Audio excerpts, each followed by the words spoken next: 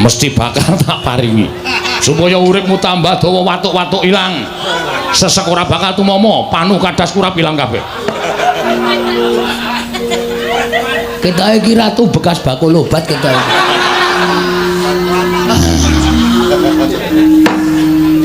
ning yen kowe njaluk ijol wujude lemah pirang hektar bakal tak tukokake waton kowe gelem tak boyong ning negaraku Mbotasari Mbak. Nanging yen kowe ora gelem tak boyong ning negaraku Mbotasari Mbak, kowe tak ijoli dhuwit ora gelem, tak ijoli sandangan ora gelem, tak wenehi apa-apa ora gelem, tak gaweke omah ora gelem, kowe puguh ora gelem rawuh ning negara Mbotasari Mbak, tegese kowe bakal mentolo karo patine kawulaku. Yen nganti aku bali ning negaraku aku ora boyong kalawan kowe, bakal padha nyuraki karo aku disenggo aku ratu sing ora iso ngayomi marang para kawulaku. Mula tinimbang aku bali dadi sarta nglakoni sastra wirang aku dadi wong sing dicacat dicedha dening para kawulaku luwih becik aku ngruda paripeksa lawan kowe kowe tak alus ora kena yen perlu tak kasar yen kowe ora gelem tak boyong ana ing negaraku tinimbang aku ning negaraku mung dicacat dening para kawulaku mati ning kene tak lakoni negaramu utawa Karang Kadempel tak bumi angus legane atiku.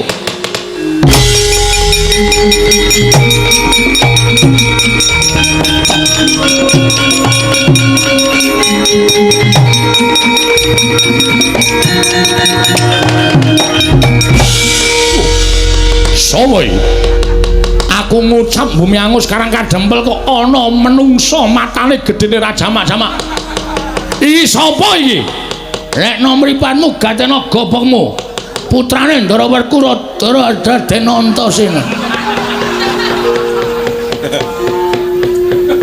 kondene cuweke cengele nilai sedelo moh alah moh sapa iki iki dudu anake Ndara Werkudara iki teleke Ndara Werkudara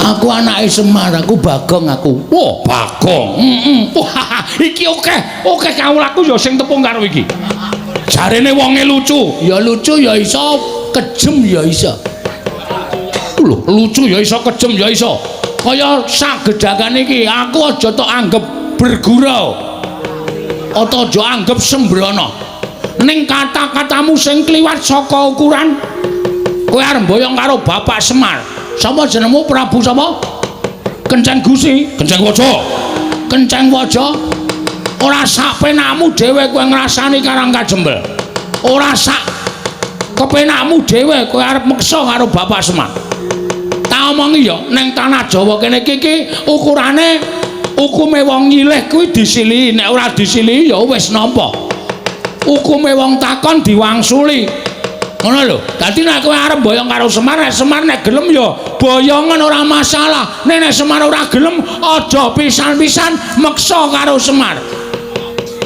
mergo kowe arep berhadapan karo Kapolsek Karang Kadempel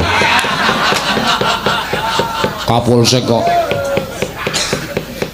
wetonan shopping kok dadi Kapolsek ya men cerewet napa mbone ora iso crita iki rasah crita Gong ya kowe butuh sekolah barang kowe ngapa cerewet terus meneng iki lagi ya tantang-tantangan malah di sapenake dhewe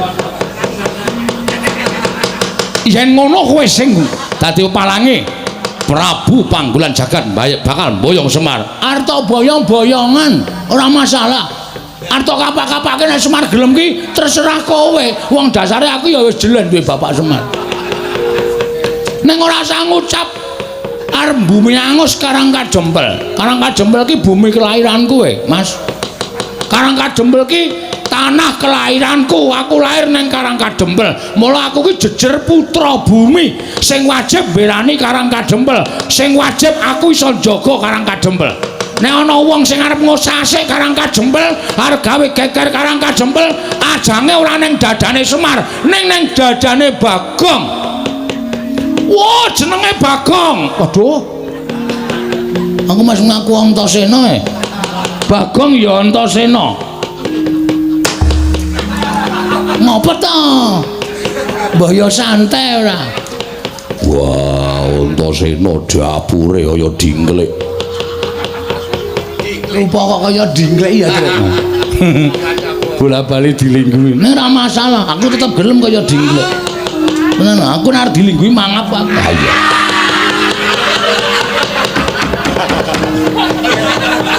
Mangap. Dadi kowe sing dadi upalange Prabu Panggulan Jagat. Dasar kepara nyata. Arep nang kene iki akeh satriya akeh Nalendra. Neng kowe rasa kuwatir, kowe adepane karo aku. Aku nek diwangi para Nalendra aku ora gelem. Katentreman, kabagyan, kanikmatan ning kawula Karang Kadempel do mapan ning Karang Kadempel kanthi tentrem kuwi nang pundhake Panakawan Bagong. Dadi kowe rasa kuwatir, aja wedi kowe nyawang karo satriya-satriya iki. Satriya-satriya iki tamu kabeh. Nah umpamane iki dadi gelut antaraning kowe karo aku, sing nandangi ya meng aku. Waladal. Cengengesan. Kandhane malah mangan apa kok gumoh-gumoh. Lho, aku ki guyu ora gumoh. Ayo kowe rasa kokean gunom tanpa guna. Nek kowe arep gawe geger Karang Kadempel Bagong sing ora trima. Weh, ladal. Yen ngono kowe wani karo aku, sing tak wedeni apamu? Wah, yen ngono nang endi papane wong neter ganti gayan. Kaya apa aku sing bakal tekani mati, kowe mati aku mboyong Semar. Aku mati, Semar lestari mapan ning Karang Kadempel. Weh, lah kaya ngono ucapmu kowe, ha? Ora ngerti Bagong nek wis nesu tenan. Wis tak antepi kowe nandhang karo Bagong.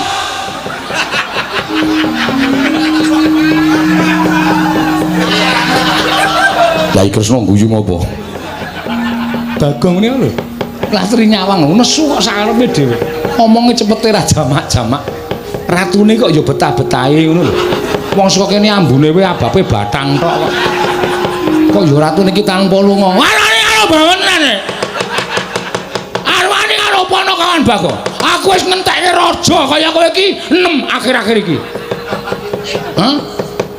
Modar kabeh mungsuh Bagong. Dadi nek kowe arep kurang ajar karo Bagong, oh, ketiban sikile Ndara Werkudara ora mati derajat modar.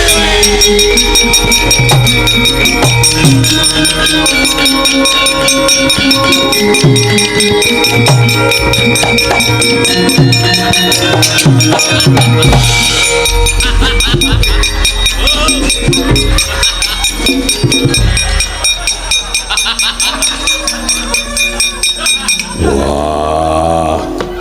Ora ana centelane apa? Ora ana iki ora tak gawe ning tenanan lho.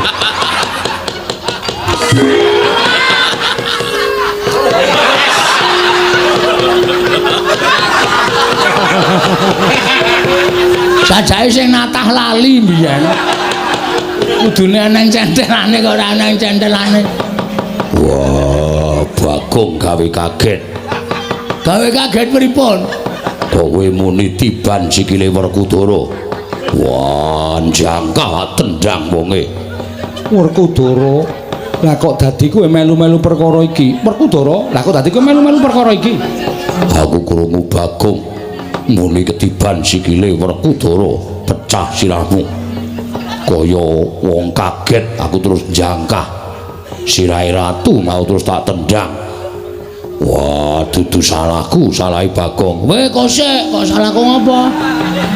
Wong aku ora ngopo-ngopo kok. Aku ora akon. Kula mboten kula mboten akon sampean. Kula mung muni ketiban sikile Ndara Werkudara, pecah sirahmu. Aku terus jangkah. Sing muni akon sapa? Aku ora mung ngomong to. Sampeyan niku sing kagetan. Wah, edan. Ora edan iki tenan. Ora ana wong dawuh kejaba nek aku Ndara niki mang tendang iku kalimat perintah. Berarti sampeyan kula kon. Nek kula muni ketiban sikile Ndara Werkudara, apa ana kalimat perintahe? Ora ana to? Wah, Ampun rika ditandangi. Sing nantang ki kowe, sing nendang sapa? Sing nendang daharamu Werkudara, sing nendang tanggung jawab. Aku amen padu. Ora ngopo-ngopo. Pripun Den? Wah, celeng. Kapusan karo Bagong. Lah wong niku kudu nganggo pikiran, kudu nganggo. Niku lek medantan sing apik ora iso. Wis ben nang kene wae.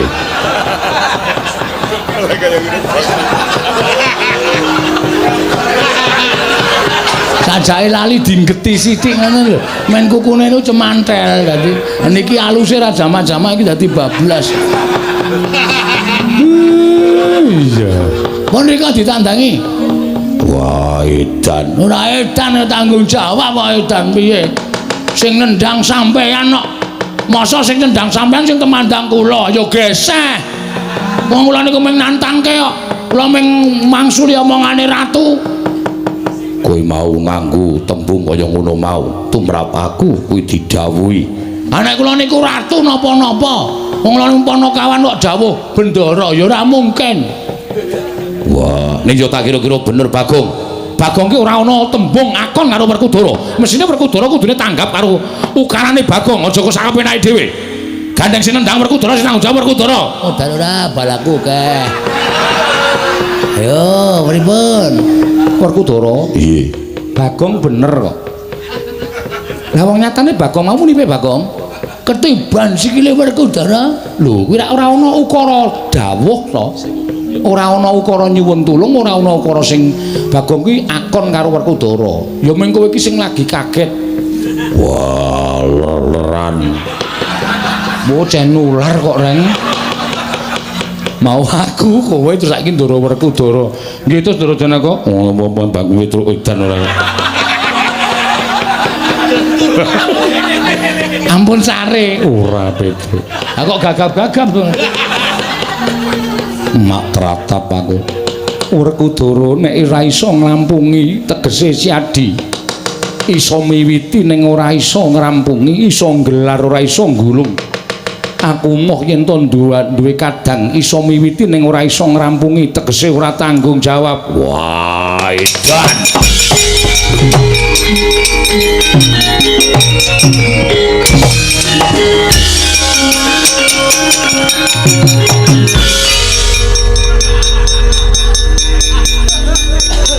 Ngono lho karepe. Mengar lungae kok ngantel ndas. Gong, nek krungu lho, ora ngajar ora penyakit ora tututane lho. Aja rasa. Aku padake cajire iye. Dianggep aku wong lho wedi karo Ndara Werkudara.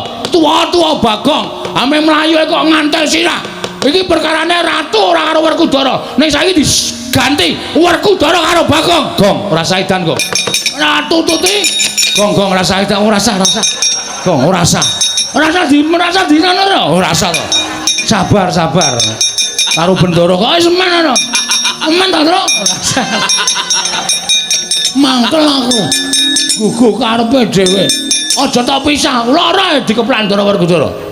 Ha kowe ya gawe masalah. Kowe gawe masalah apa? Aku yae, Tru. Ben ora. Ora tok penging. Mbok doyak kono rawani. Ora wani kok dadak. Mau tak tutupi iki ya mung kanggo akting kaya mudhara kono ora. Bagong mesti ora pisan ora pindho mesti gawe rame. Ora ana aku takoke. Aku ki gawe rame ki gawe seneng kok, Pak. Mong gawe seneng atine wong ki ngibadah. Lah iya. Bener. Sinuwun kula wis matur to. Gegayuane wis arep lakon, pacobane ya cemepak. Iya Kyai Semar, sak banjure kula nyuwun Ndara Baladewa, sinuwun Ndarawati, kula aturi ngawat-awati tindakipun Ndara Werkudara. Mergi saking paningal kula niki godha niku mboten baen-baen. Iya Kyai Semar, yen to ngono aku nyuwun pamit metu njaba. Iya Semar aku njaluk pamit metu njaba. Aku ya tak metu njaba wae, Pak. Iya. Kancane lek do metu njaba. Iya. Ndara Janaka nyuwun tulung nggih dipun tentremaken nggih Ndara. Iya Panakawan Bagong. Reng ayo reng manunggal sayuk rukun gotong royong jaga perdamaian Karang Kadempel. Aja nganti klebon menungso kaya Prabu Kenceng Paja karo ya Prabu Panggulan Jagat mau. Ya ya karo calo karo Petruk barang ya, Tru ya. Ayo. Lah engko dukani bapak. Ndara Puntadewa monggo kula dherekaken manjing sak lebeting Bali Wisma. Dipun icipi napa sing pun dimasake kalih kanastren. Iya Kyai Semar. Ngestoke dawuh sawontenipun lho Ndara. Daranipun boten kados teng kraton. Iya Kyai Semar ora dadi ngopo. Bagong tilik ana mbokmu wis rampung urung tak kembul dahar karo ndaraku. Siap. Wis Pak. Syukur. Jangan lombok. Tempe. Ora ana iwak-iwak apa to apa. Ana siji pupu tak icipin tak Pak. Akeh iki nggo aku lentuk gendurenan wingi sore. Tak nget. Wis ana-anane karo krupuke mlempem dicokot wani. Iya. Wis ora apa-apa. Monggo Den. Sami mlempak wonten ing sudung kula. Sarya sesanti kamulyanipun mugi tansah manggya yuwana. Iya Kyai Semar.